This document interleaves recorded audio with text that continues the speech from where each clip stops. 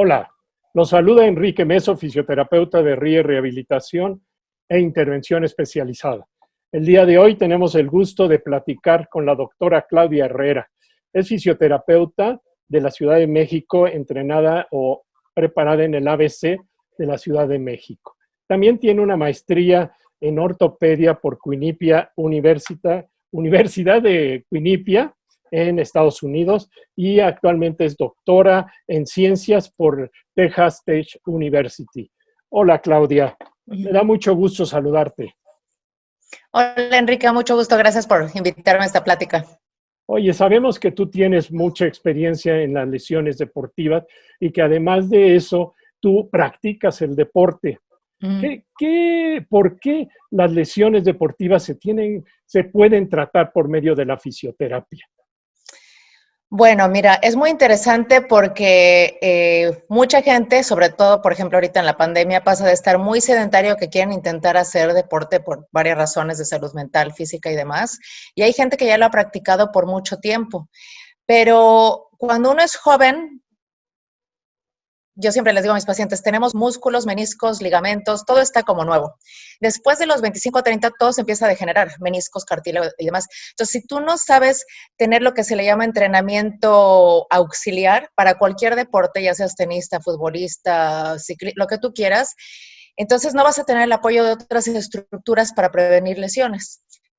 Entonces, esa es la razón principal, porque comúnmente lo que veo en la clínica es mucha gente que son corredores, pero solo corren, o juegan fútbol, pero solo eso, y vienen con lesiones porque tienen desbalances musculares, no han trabajado ciertas partes de movilidad, de biomecánica, etcétera. ¿Qué lesiones principalmente tratas tú en la clínica? ¿Deportivas nada más o en general de No, en todo? general de parte de todas las lesiones musculares, Bueno, ¿no? tenemos gente de todas las edades, jóvenes, trabajamos en conjunto mucho con secundarias, high schools le llaman aquí, y entonces tenemos desde los atletas que están en su temporada de fútbol americano, de soccer, lesiones de ligamento cruzado, muchas rodillas también y otros problemas ortopédicos en futbolistas de americano, decimos, o fútbol le llaman acá. Gimnastas, lesiones de muñecas también, que se apoyan mucho en manos o cosas así de ingle, bailarinas. Gente más de los 30, 40, como dicen acá, los weekend warriors, ¿no? Que de repente pues están trabaja y dicen, me voy a anotar a una carrera de 5 kilómetros, de 10, voy a empezar a jugar tenis. Puedes tener desde problemas de columna lumbar, hernias, pinzamientos de disco, gente también que es muy sedentaria, que no está haciendo ningún deporte y que por problemas posturales tenga también pinzamientos, pero más a nivel cervical, hernias de tipo más central en el cuello, manguito rotador, muy común, sobre todo en mujeres por arriba de 40. Y tenemos una gran población de reemplazos de cadera, rodilla, la gente de 70 para arriba, pues como dicen acá son el pan nuestro de cada día, ¿no? Y otras cosas en medio. Estoy entendiendo que tratan mucho lesiones deportivas, pero también en la vida cotidiana, las amas de casa, el estudiante o todo puede sufrir alguna lesión. En ese caso, ¿hay una diferencia en el tratamiento de la lesión deportiva como la lesión común de alguien más sedentario o es igual? ¿Cómo los valoras o cómo puedes identificar ese tipo de lesiones? Bueno, mira, una buena evaluación de fisioterapia y ortopédica en especial, nos sentamos con el paciente a preguntarle, no importa si eres alguien que no sabe por qué se lastimó, que tuvo una etiología insidiosa, ¿no? O alguien que te dice, sí, estaba yo levantando unas cajas en mi mudanza y ahí es cuando me quedé trabado. Pero cualquier paciente, vamos a empezar con una valoración donde les preguntamos su historia de la patología, es decir, qué estabas haciendo cuando te lastimaste, hace cuánto que te lastimaste, qué movimientos te producen el dolor o si no es el dolor, la debilidad, el hormigueo, cualquier cosa que tengas. Luego les hacemos una historia de antecedentes médicos, obviamente, para ver que no hay otros factores, ya sean orgánicos o de enfermedades autoinmunes que estén jugando un papel importante. Y luego ya empezamos desde la observación a ver su postura, movimientos funcionales, desde sentadillas, ¿cómo se dice? Lunge, desplantes, otras pruebas de hombro, de cuello y demás. La palpación es muy importante. Vamos a checar, no solo donde nos dicen que nos duele, vamos a palpar, que les duele a los pacientes, vamos a palpar pues los tejidos que ellos nos señalan, sino vamos a ver si hay radiación a otras partes, si es que hay algún nervio comprometido, o hay otras estructuras que aunque no sean nervios también te dan irradiación de la fuente de dolor. Después de la palpación y observación de esa postura, ya pasamos a las pruebas clínicas, que como te digo, a mí generalmente me gusta empezar pues parado, sentado, como está el paciente más cómodo, pero después es bien importante empezar en posición supina, es decir, acostado, sin carga de peso de ninguna estructura, y empezar a valorar de forma pasiva todas las estructuras pasivas que son ligamentos, discos, nervios, hay muchas pruebas de tensión dural, etcétera. Hay pruebas específicas para meniscos, para discos, para bursas, etcétera, que un buen terapista ortopédico tiene que saber diferenciar qué estructura es. Después tienen las pruebas activas, donde le pides al paciente que él activamente mueva el brazo, la pierna para arriba, para abajo, como tú necesites. Y después las pruebas resistidas para ver qué músculos son los que le están ya sea provocando debilidad, reproducción del dolor o algo así. La gran diferencia, yéndome más al fondo, entre un paciente más sedentario y uno deportivo, lo que he visto, es que el sedentario, o sea, rápidamente, como dicen, como recetita de cocina, ¿no? Lo que te enseñaron en la escuela, dices, si tiene estos datos, esta postura, esta prueba positiva, esta del ciático, eso es lo que tiene, ya sé qué es y ya sé cómo lo voy a empezar a atender. En algunos deportistas es difícil encontrarles la prueba positiva o el movimiento que les reproduce el dolor, porque es gente que en general pues es muy flexible, aguanta el dolor, siguen practicando deporte, no importa aunque les moleste algo, y entonces, aparte de hacer todo lo que te mencioné, pues a veces nos toca reproducir los movimientos que ellos hacen, ¿verdad? O sea, me ha pasado nadadores que les hice todas estas pruebas y no estoy segura bien si fue la bursa o un tendón del hombro. Y entonces digo, ¿sabes qué? A ver, ponte con esta liga o con este paddle, con esta paleta, a nadar, a hacer el stroke, tu braceo, ¿no? O de béisbol también, chavos, que no les encontré, pero digo, a ver, enséñame cómo lanzas y ahí veo cuánta hiperlaxitud tiene, ¿no? O un tenista, le digo, a ver, agarra la raqueta, un golfista y enséñame cómo le pegas. Y ahí ya veo la disfunción de movimiento biomecánica que tiene, ¿no? Y de ahí empezamos. Oye, entonces hay que realizar un diagnóstico funcional por parte del fisioterapeuta. ¿Qué También. diferencia hay contra el diagnóstico médico? Bueno, mira, a mí me llegan, yo lo diferencio entre dos tipos de doctores que nos dan referencia de pacientes. En general, los internistas y los familiares son, obviamente porque se dedican a otras cosas, dan una receta muy básica, que dice dolor de cuello, de hombro, de rodilla. Y ya nos toca a nosotros saber por qué viene, ¿verdad? Si es de verdad un disco, un nervio, o tiene nada más un músculo tenso, ¿qué pasa? Los ortopedistas y médicos del deporte son más específicos y sí te llegan a decir, tratar esta lesión del cartílago, del labrum, en cadera, o del acetábulo, un pinzamiento que tenga esta paciente, esta bailarina o algo así. Y bueno, entonces ese es el diagnóstico médico. O sea, ellos te están diciendo qué estructura o te pueden decir en la columna, ¿no? Por ejemplo, una estenosis lumbar, una anquilositis una espondilitis anquilosante y el paciente no sabe ni con qué se come eso ni qué quiere decir. Entonces, mucha parte del terapeuta siempre he pensado que es educación, también decirle, mira, voy a agarrar la columna y te voy a explicar qué es lo que tienes. Y entonces es el diagnóstico médico. El fisioterapéutico ya sería en base a la función. Entonces, por ejemplo, si el ejemplo que te acabo de decir, me llega de un ortopedista, un señor de 70 años que me dice, este señor tiene una estenosis y dolor de piernas. Eso es todo. Entonces, a mí me toca ver si efectivamente el señor tiene debilidad objetiva de piernas por alguna compresión nerviosa o es nada más la irrigación de la estenosis que le está provocando esa sensación de debilidad cuando camina, ¿no? Y fatiga, etcétera. Entonces, en ese caso, tu diagnóstico médico sería una estenosis lumbar y el fisioterapéutico sería dolor de espalda y de debilidad de piernas. Y eso que nos ayuda a que, bueno, tú estás por un lado corroborando con el doctor de dónde viene la patología y por otro lado con el paciente estás diseñando los objetivos y las metas que quieres lograr. Siempre te sientas con él y dices, bueno, mira, supongo por lo que veo que tú quieres que no te duela la espalda y caminar más de 10 minutos sin dolor. Y te dice sí. Y bueno, ya viene la parte más personalizada, ¿no? Que te pregunte, que te cuente, bueno, sí, pero también quiero caminar con mi perro, o vivo en una colina y tengo un jardincito, entonces ya cosas más específicas, ¿no? Muy bien. Oye, ¿qué herramientas o elementos cuenta la fisioterapia para el tratamiento? ¿Qué Bueno, utilizas? yo siempre he dicho, y llevo 25 años estudiando, la mejor herramienta es tu criterio clínico y tus manos. Porque si tú sabes lo que estás buscando, a mí me encanta porque es un trabajo como de un detective, pero que sabe lo que está haciendo, ¿verdad? O sea, obviamente al principio, cuando eres recién egresado, pues intentas varios ejercicios, intentas todas las pruebas que te encontraste en internet, en los libros, pero ya con la experiencia tú vas oyendo al paciente y desde que él te está contando, aunque no sabe cómo se lastimó, pero él siente que después de ese viaje, de estar sentado media hora, ahí es cuando le empezaron los síntomas y tú vas preguntando y preguntando. Entonces, tú ya vas empezando a darte una idea de qué estructura puede ser. Por eso hay algoritmos de exploración. Y en ortopedia es bien importante.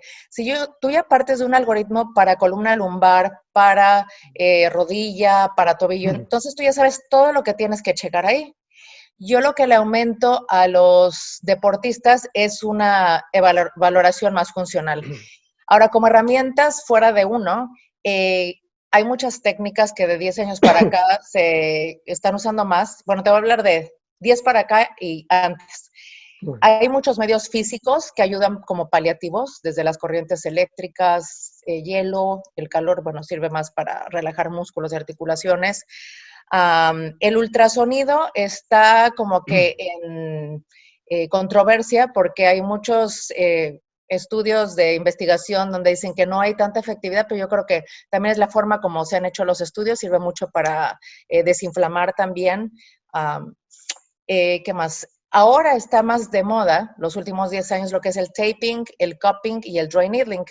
El taping yo lo empecé a ver desde hace como 15 años con Jenny McConnell, que fue la pionera, no solo en enseñar cómo poner un tape, que eso cualquiera lo puede aprender en un video, sino que hablaba de la biomecánica de hombro y luego de miembro inferior y cómo hacer el reentrenamiento funcional para que tú sepas qué quieres hacer con ese tape. Si quieres inhibir un músculo, si quieres facilitar un músculo, si quieres bajar inflamación, etcétera. Luego ya en esta última década, pues han habido corrientes de muchos lados que te quieren vender el tape y cómo pegarlo, pero para mí es bien importante que sepas qué estás haciendo. El cupping, después de las Olimpiadas, se puso muy de moda también, que son estas ventosas que se ponen sobre todo en músculos que están fatigados y que tú sientes que por más que le haces masaje no se relajan. Entonces ayudan a aumentar la irrigación de esa zona y facilitar una como curación más rápida, de una regeneración es la palabra que estoy buscando, de esos músculos, ¿no? Y el dry needling, que en español le llaman punción seca, y me parece que también a veces le ponen con electrodos, electrólisis, pues es muy útil. Yo la he estado usando por un par de años. Y la diferencia con acupuntura, porque todos los pacientes te dicen, ay, es como acupuntura, pues es que la acupuntura son unos filamentos, unas agujas muy finas, no les cabe ningún líquido ni medicamento, pero en la acupuntura la filosofía es que vas a trabajar meridianos de energía que están relacionados con órganos y con articulaciones. Y está bárbaro, ¿no? Y te las ponen creo que 20 minutos o más, etcétera. Y a quien le sirva, en mi pensar, para problemas autoinmunes, todo eso sirve muy bien. En la fisioterapia, la punción seca sirve para que tú cuando tienes un músculo que también ya le has hecho mil cosas y sigue crónicamente en un nódulo y con puntos gatillo y demás, entonces lo encuentras, tienes que tener muy buenas habilidades palpatorias para encontrar ese músculo y le das unas 5 o 6 veces en diferentes direcciones una pulsación. Hay un low twitch response, o como le llaman, como que el músculo hace que tiemble la aguja y entonces se disuelve. Se cree que hay un fenómeno mecánico para disolver ese espasmo y otro químico, ¿no? Para desencadenar una serie de procesos desinflamatorios. Entonces, pero igual hay que educar mucho al paciente porque hay quien te dice, oye, esto quiero que me piques. Y yo, bueno, pero vamos a ver si lo necesitas y qué más hay que corregir, ¿no? Claro. Ujú. Claro, a veces vemos que les ponen todo con tal Sí, de ver a ver qué pega, ¿no? Entonces claro, el terapeuta tiene que tener como mucha sensibilidad para escoger lo que realmente necesita, ¿no? claro, Identificar el problema, ¿no? Y qué es lo que exacto. vas a hacer. ¿Cómo Ujú. haces un programa de intervención tú? ¿Qué elementos consideras? Bueno, como te comentaba, voy a hablar ahorita del ejemplo de un paciente ayer lumbar que tuve, clásico señor de como 70 años, que me dijo, llevo retirado un año, pero ahora me mudé y estaba moviendo cajas hace como un año, digo, hace un mes, y desde entonces me dolió mucho la columna, luego se me fue un glúteo, luego la pierna, y ahora dice, no, el ejemplo, no puedo caminar más de 10 minutos cuando siento que me tengo que sentar, poner en cuclillas y ya siento que se me duermen la parte posterior de los muslos. Yo ya desde ahí, para lo que yo he estudiado dije es una estenosis, ¿no? Pero vamos a checar. Siempre les pregunto si tienen datos de imagenología. A veces sí el doctor les mandó el papelito de los rayos X confirmando, no sé, si tuvieron un traumatismo, si tuvieron una fractura o compresión o lo que sea. O la resonancia magnética, eso me gusta, porque a veces, por ejemplo, tú vas pensando y dices, estoy casi seguro que entre L5 y S1, por lo que estoy palpando y viendo, voy a encontrar que tienen, aquí le dicen narrowing, ¿no? Un impingement, una compresión de L5S1 y te hacen sentir wow, porque, o sea, lo que tú sabes con lo que ves y cuando te llegan a la semana y te dicen, mira, aquí está mi resonancia magnética, dice que L5S1 del lado izquierdo tengo una compresión. Entonces, ya bueno, ahí ya tú tienes más credibilidad porque cotejaste tus datos clínicos que encontraste con lo que el doctor vio ahí. La pregunta es, ahora te respondo, ¿qué hacemos, no? Entonces, lo primero que tenemos que hacer es siempre aliviar el dolor, ¿no? Y para eso les explico a los pacientes, podemos usar desde modalidades, voy a usar posiciones que no les molesten, porque por ejemplo, hay mucha gente que te dice, ay, me pone mi compresita pero sentado, y es desde ahí empieza la educación, decirle, mira, tú sentado estás poniendo 6 veces más compresión en tu columna lumbar, que es lo que no queremos. Entonces vamos a hacer un esfuerzo de ponerte una posición boca abajo con unas almohadas que esté semiflexionado, pero descargando de presión al disco. Ese es el primer objetivo. Después, hacemos terapia manual si se necesita. ¿Qué quiero decir? Muy al principio, cuando la gente tiene más dolor y está más limitada el movimiento, van a necesitar terapia manual para esos objetivos, para ir aliviando, ya sea un espasmo, movilidad de cualquier articulación, para reentrenar alguna zona que tengan y para que se vayan sintiendo más cómodos haciendo ejercicios a favor de la gravedad. Después de aliviar el dolor y de empezar con algunos ejercicios, siempre empiezo con ejercicios, como te decía, en decúbito, o sea, acostado boca arriba, de lado, como sea, porque es más fácil facilitar a varios músculos así, ¿no? Si tienen problemas de flexibilidad, que en la evaluación, por eso ponemos todos los objetivos y todos los problemas, ¿no? Si hay alguien que tiene problemas de flexibilidad, le vamos a poner ejercicios ya sean pasivos o activos de flexibilidad. Ojo, me ha tocado ver en algunas clínicas con terapeutas inexpertos, por ejemplo, hace 2 años, un chavito de hombro con problemas de lanzamiento, ¿cómo se llamaba? De hiperlaxitud, beisbolista, y le estaban haciendo estiramientos. O sea, ese es un caso donde no hay que hacer estiramientos. Ahí tienes que hacer Sí, estabilidad para ese hombro. ¿Me explico? sí. Después, si tienen problemas, no solo de debilidad, pero estabilidad, está como que ¿cómo se dice en inglés? Underrated, o sea, como que mucha gente no le toma mucha importancia a lo que es el core, tu centro y tu centro escapular. Si tú tienes buena estabilidad en esas dos partes, va a ser bien raro que te lastimes algo más lejos, más distal. Entonces, importante checar esas zonas. Después, cuando veo que ya están cómodos haciendo algunos de esos ejercicios, empiezo a hacerlos con carga de peso, porque como le digo a todos los pacientes, excepto si tú eres un pájaro, nuestra vida es parados, ¿verdad? Caminamos y así. Entonces, ya empezamos en el gimnasio a hacer esos movimientos en los que tienen limitaciones o que tienen debilidad, o ahora está también muy de moda con el Functional Movement Screen, ver que hay gente que cuando tú la valoras, sí está flexible, sí tiene fuerza, pero a la hora que lanza un balón o cuando va a patear una pelota o cuando va a hacer un spin en girar para bailarina, ahí es cuando pierden la estabilidad o ahí es cuando no tienen control o ahí es cuando les da el dolor. Entonces ya es con carga de peso y en base a la función que ellos van a realizar o alguien en una fábrica. Si te dice yo muevo cajas, no sé, 100 por hora de 40 libras, entonces ahí te toca reproducir. Aquí hacemos mucho algo que se llama, ¿cómo se llama? Functional Screen para el trabajo, Ujú. que es otro tema, yo sé que es otro país, ¿no? Pero toda la gente que tuvo lesiones de trabajo y tienen un caso de Workers' Compensation, compensación del trabajo, nos los envían ya que tuvieron, por ejemplo, diagnóstico con el doctor, ya fueron a 1000 terapias y es la clásica persona que te dice, sí, pero todavía no puedo volver a mi trabajo.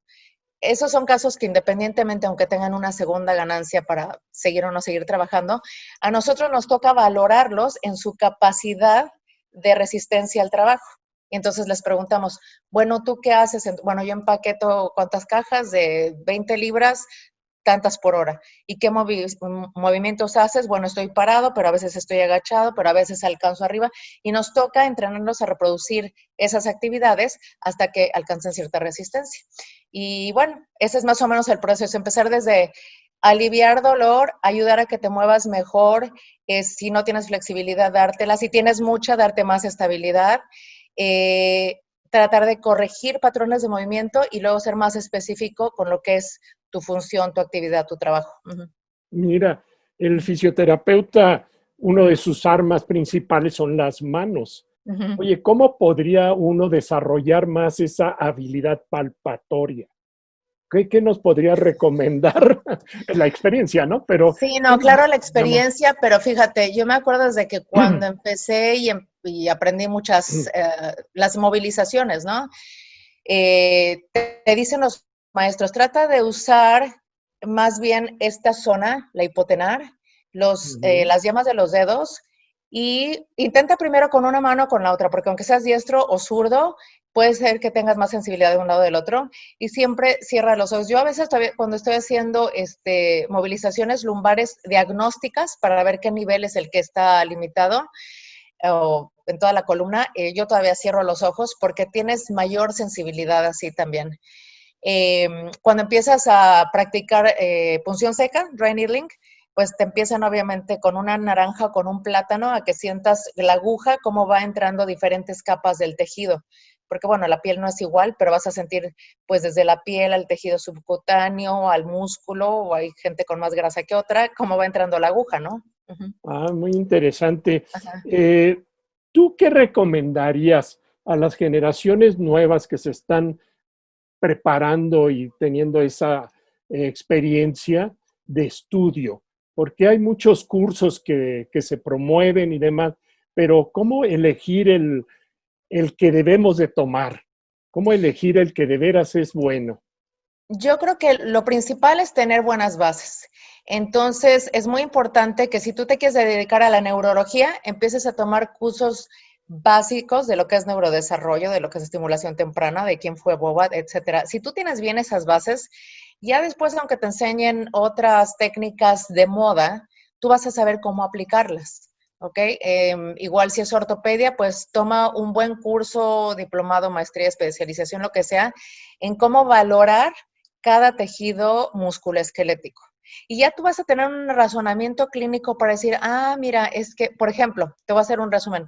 Todo lo que hablamos ahorita de punción seca, taping, cupping, el objetivo es relajar músculos que están enojados. Y la pregunta es, ¿por qué están enojados, verdad? O sea, antes de meterme a 1000 cursos de más instrumentos que sí sirven, hay Graston, ¿cómo se llaman los instrumentos Graston? Que son, pues, como estos cuchillitos de metal con punta roma que ayudan también a relajar más los músculos, también los uso. Pero lo único que tienes que entender es, en biomecánica hay algo que se llama la relación de length tension relationship, de longitud y de tensión de un músculo, ¿verdad? Un músculo, como yo se lo explico fácil a un paciente, es como una liga nueva. Una liga nueva está cortita, pero bien dura, o sea, la estiras y se contrae rápidamente y bien fuerte. Una liga de las medias de tu abuelita está súper estirada, ¿no? Ya no tiene, ya no se estira mucho ni se contrae tanto, y eso pasa con los músculos. Si tú sabes las inserciones, por ejemplo, del trapecio superior, ¿para dónde va? Y tú cuando palpas y cuando estiras y cuando contraes ese músculo, ves qué tan poco o tan mucho se estira, qué tan poco o tan mucho se contrae. Entonces, tú para mejorar eso, tienes que ver qué vas a hacer con control motor, con estiramientos, qué músculos alrededor vas a fortalecer para que ese músculo vuelva a tener la contractilidad que tenía. Puedes usar taping para inhibir y demás. Pero si no haces eso, si no tienes esa mentalidad, vas a picar al paciente 6 meses seguidos, a ponerle cupping 6 meses seguidos, el paciente te va a decir, me siento bien como 2 horas, pero luego siento como que necesito más. Y nuestro objetivo es un remedio a largo plazo, o sea, que tú los eduques, salgan de aquí en 1 o 2 meses y ya no te vuelvan a ver hasta la próxima vez que tengan otra lesión, ¿no? No por la misma lesión. A las personas en general es Ujú, importante que hagan ejercicio y se ejerciten. Tú eres una deportista ujú, porque ujú, haces mucho deporte, ¿no? ujú, sí. ¿Qué recomendarías a una persona común y corriente que no Ujú. hace mucho ejercicio, no es deportista? ¿Qué ejercicios pudiera hacer o qué actividades? Bueno, mira, está muy de moda los videos de yoga. A mí la yoga se me hace lo más fácil para empezar porque tienes un poquito de todo y hay diferentes niveles. Seguramente puedes encontrar en YouTube desde gente que se dobla como un pretzel. He visto videos de yoga para principiantes porque te va a ayudar con flexibilidad, te va a ayudar con balance, que todos vamos perdiendo equilibrio y te da ejercicios que parecen fáciles, pero no lo son de estabilidad de diferentes partes. Entonces es una. A la gente le gusta mucho ahora lo que es el baile, videos de zumba, todo eso. Mientras no hagas un movimiento muy brusco, porque también luego llegan pacientes que me dicen, tenía un video que yo una semana que estaba siguiendo tal video y cuando bailé un twist, ahí la rodilla ya no quiso más o algo así, ¿no? Ajá. Este, bueno, yo tengo mis videos que empecé a hacer ahora para la pandemia, donde te explico cada articulación, cómo funciona y cuáles son los ejercicios básicos. Una motivación fueron varios pacientes, incluyendo mis padres, que están en la Ciudad de México, que están como mucha gente con problema de hombro, de cuello, de columna, de rodilla, y me decían, es que no me acuerdo cómo hacer los ejercicios, no me acuerdo cuáles son los fáciles, no sé cuáles puedo hacer. Entonces, bueno, también está ahí ese comercial, pero siempre fíjate que sea algo que tú puedas hacer y que no sea muy agitado. O sea, si tienes más de 30 años, pues no es el momento para entrenar por un maratón ahorita. Llévatela leve, empieza con 5 kilómetros, luego 10, luego más adelante. Natación es excelente. Yo empecé a nadar por lesiones de columna y ahora hago triatlones y siempre estoy tratando de corredores o gente que dice que también tiene otras lesiones. Digo, bueno, esto te ayuda también para hacer entrenamiento alterno y que no te lastimes tanto, ¿no? Entonces, natación, yoga, baile es bueno, cosas de bajo impacto para empezar. Ajá. Porque también hay, si empiezas con ejercicios muy pesados o de alto rendimiento, Ujú, también te puede ocasionar más lesión, más que claro. beneficio, ¿verdad? O sea Sí, que sí, sí. tenemos que tener como cuidado en elegir el ejercicio que nos conviene a cada uno, ¿no? Sí, sí, sí, depende de... Y De aparte yo cada, siempre le digo a mis pacientes, porque yo creo que al final del día la gente viene a nosotros porque algo le duele, porque no pueden moverse por algo así. Entonces yo digo que nosotros vendemos movimiento, los educas en cómo moverse bien, qué evitar para no volverse a lesionar. Y luego mi parte final cuando los doy de alta es motivarlos, porque a mí me ha tocado mucha gente, incluso amigos que no son pacientes, ¿no? Que te dicen, es que yo no soy bueno para el deporte, es que yo no sé hacer nada. No, le digo, es que a lo mejor no tuviste una buena experiencia y solo te subiste a una bici y ya pensaste que no es bueno para eso. O jugaste voleibol a los 10 años y ya. Entonces yo digo que es como las parejas. Digo, hay un deporte para cada uno, tienes que ir explorando diferentes cosas y siempre la rehabilitación es un buen punto de partida porque ya cuando la gente te dice, ya no me duele la columna o la rodilla o X, y tú ya los dejaste con cierto nivel básico de ejercicio, ¿verdad? Porque ya se acostumbraron allá en tu gimnasio a hacer algo. Ellos quieren seguir y se los dices, tú tienes que seguir haciendo algún tipo de claro. ejercicio de mantenimiento aeróbico, porque pues siempre les digo, con la edad todo va a decaer menos la calidad de vida con la que tú puedas llegar, ¿no? Entonces es muy buen incentivo para que de ahí escojan a qué más quieren hacer. Uh-huh. Claudia, pues te agradecemos mucho tu Uh-huh. tiempo y tu participación. RIE siempre está interesado en compartir el conocimiento por el bien de nuestros pacientes. Te agradecemos muchísimo tu tiempo. Sabemos que estás muy ocupada, Uh-huh. pero pues muchísimas gracias. Que estés muy Gra- bien. Gracias, el placer fue mío. Muchos saludos a todos. Que estén bien.